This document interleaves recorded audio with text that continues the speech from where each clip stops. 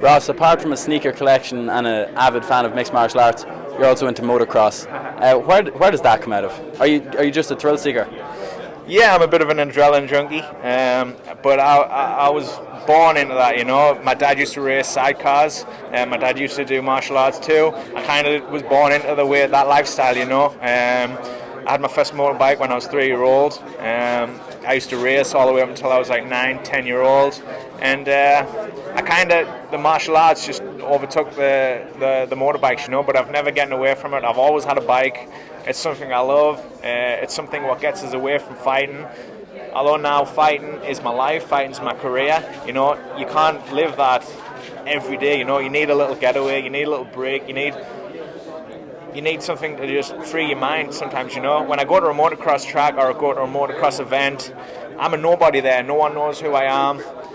I'm just a normal guy, you know. If I go to a mixed martial arts event, everyone knows who I am. Everyone, you know. So it's kind of, for me, it's kind of like being just a normal person again, because I'm just a normal guy at the end of the day.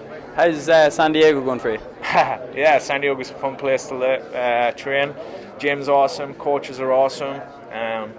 They get us prepared like a world champion. I feel like a world champion, and I'm super happy with the way the gym is out there and my training partners and team.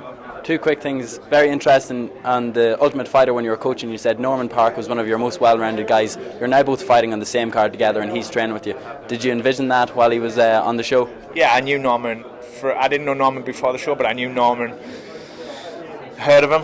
I had heard some of his skills, so I knew all about him. I picked him, one of the first guys I picked. He was my main pick. And on the show, you could just see clearly that he was more advanced than everyone else. He was there at UFC level, you know. And I knew Norman would make it and do well in the UFC. And I invited him to come out to San Diego to be a part of the team because I knew how good he was. And I just think Norman needs to get comfortable with fighting in the UFC.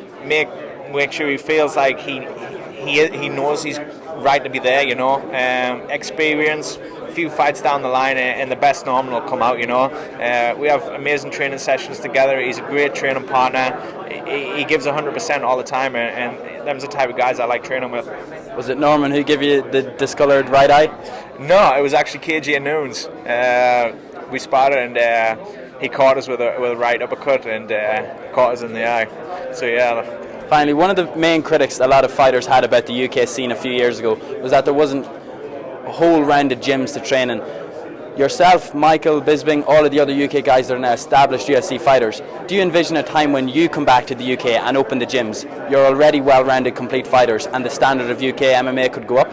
Yeah, without a doubt. You know, I spend a fortune on travelling and training. I've spent all my money, what I earned, on going to different gyms to find out the best gyms, to find out the best coaches, the best training partners, and something what can bring the best out of me, you know. And that's how I've dedicated my life, you know. One day I'd love to come back and put back into UK MMA what I've went out there and learned, you know. I believe that the UK has got some of the toughest guys in the world. Everyone knows, everywhere you go, you see someone asks about a Brit and they always talk about drinking beer and fighting, you know. We're some of the toughest guys in the world, you know. Especially where I'm from in the Northeast, we're such a hard-working, like, community. It just fighting's just so natural, you know. It's there's a lot of good guys out there, there's a lot of good training partners, and I believe with the growth of the UFC in the UK, it'll not be long before the gyms is what it's going to be like in America, where you've got everything under one roof and it's a mainstream sport with money coming into the sport for the guys out there. Thanks a lot, man. Hey, Ross.